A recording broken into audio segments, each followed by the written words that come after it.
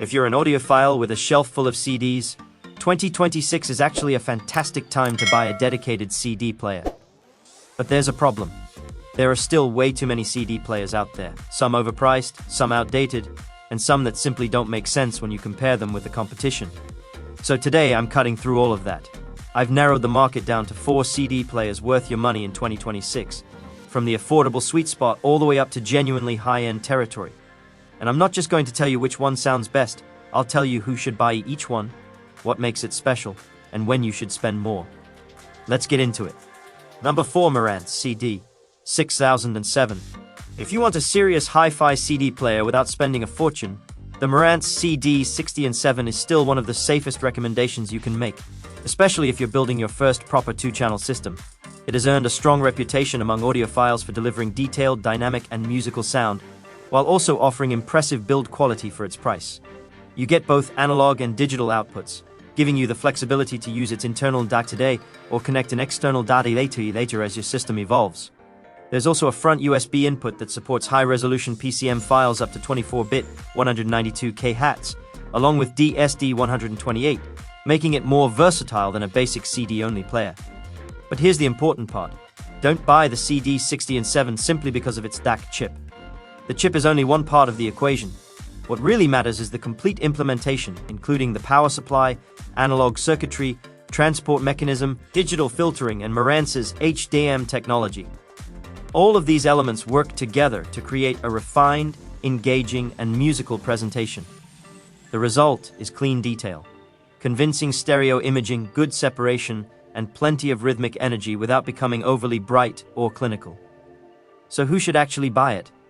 If this is your first serious CD player, or you're building a hi-fi system in roughly the $500 to $700 range, the CD6007 remains an excellent choice, particularly if you can find one at a good price. However, there's one important catch in 2026. Marantz is phasing out the CD6007 as it moves toward its successor. That means buyers now have an interesting decision to make. You can grab the proven CD6007 at a discounted price, or wait and see whether the new generation offers enough of an improvement to justify the extra cost. Number 3, Marantz CD70. The Marantz CD70 is essentially the answer to this question. What if you took the successful CD6007 formula and gave it a proper next-generation redesign? Marantz has introduced the CD70 as the successor to the CD6007, bringing a redesigned chassis, an updated power supply, new internal components, an ES9020Q DAC, and improved digital clocking. And this isn't simply a cosmetic refresh designed to make an older player look new. The goal is to improve the entire digital playback chain while preserving the musical character that has made Marantz such a popular choice among audiophiles. The CD70 is designed to deliver a cleaner, more refined and controlled presentation, with greater attention to detail and overall resolution. It also adds useful flexibility through its front USB input, allowing you to play high-resolution music files, rather than limiting yourself to standard Red Book CDs. There's also an important timing issue to consider. As of the recording of this video, the CD70 has not officially launched, with its release scheduled for August 15, 2026. So if you're watching this before that date, I wouldn't rush out and pay a premium for the outgoing CD6007 unless you find an exceptional deal. If you can wait, the CD70 is definitely the model to watch. At around $750 in the US, it occupies an interesting position between affordable and high-end, making it a potentially excellent sweet spot for serious listeners. You're getting substantial build quality, modern digital technology, high-resolution playback support, and Marantz's refined musical character in one dedicated machine. But if your priority is a more revealing, energetic, and muscular presentation, there's another player you should consider. Number 2, Arcam CD5. The Arcam CD5 is where things start getting more serious, especially for the audiophile who wants a little more punch, energy, and excitement from their CD collection. What hi-fi?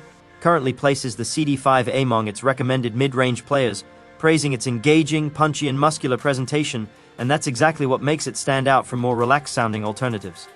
While the Marantz approach focuses heavily on musicality, refinement, and a smooth, easygoing presentation, the Arcam feels more direct, energetic, and revealing, almost as if it's saying, let's hear what's actually on that disc. And that character can make a big difference depending on the music you listen to. If your collection is filled with rock, electronic music, orchestral recordings, jazz, or anything that benefits from strong dynamics, tight rhythm, and plenty of impact. The CD5 deserves a serious audition. It also becomes a more logical choice if you already have a capable amplifier and a good pair of speakers, because that's when a better CD player can begin revealing more of what your system is capable of delivering. You may notice cleaner separation, stronger rhythmic drive, and a more confident presentation across complex recordings. But here's the important advice. Don't upgrade to the CD5 simply because it costs more. If your amplifier, speakers, room acoustics, or even your listening position are still the limiting factors, you could get a much bigger improvement by investing your money elsewhere. The CD5 makes the most sense when the rest of your setup is already resolving enough to expose the differences between sources. And if your system is truly high-end and you want to take CD playback even further, there's one more player you absolutely need to hear. Number 1. Cyrus 40 CD. If money is less important than getting the best dedicated CD playback you can reasonably justify, the Cyrus 40 CD is the player I'd put at the top of this list. What Hi-Fi? Currently recommends it as a high-end CD player, particularly praising its impressive levels of detail, precision, and clarity. But this is also the kind of component where your entire system really matters. Put the Cyrus 40 CD into a modest setup, and you may not hear enough of its potential to justify the investment. Pair it with a genuinely resolving amplifier, high-quality speakers, and a well-controlled listening room, however, and its extra refinement becomes much easier to appreciate. This isn't simply about making your CDs sound louder or brighter. The goal is to extract more information from the disc and present that information with greater control, accuracy, and composure. You start hearing subtle details in recordings that can easily become blurred or overlooked on cheaper players, while instruments and vocals can feel better separated within the soundstage. Timing, dynamics, and low-level resolution also become increasingly important as the rest of your system improves. And that's ultimately what separates a serious high-end CD player from an inexpensive disc spinner. The Cyrus 40 CD is aimed at the audiophile who has already built a serious system and wants the digital source to match that level of performance. It's certainly not the rational choice for everyone, especially if your speakers or amplifier still have room for improvement. But if you're building a no-compromise digital front-end around physical media and want to hear just how much information your CD collection can deliver, the Cyrus 40 CD is absolutely the kind of player you should audition. If you enjoyed this video, make sure to subscribe for more audiophile buying guides, hi-fi comparisons, and honest advice on where your next audio upgrade should actually go. We'll help you separate genuinely worthwhile upgrades from expensive products that simply look impressive on paper. And before you leave, I want to hear from you. Which CD player are you currently using in 2026? And are you happy with its sound?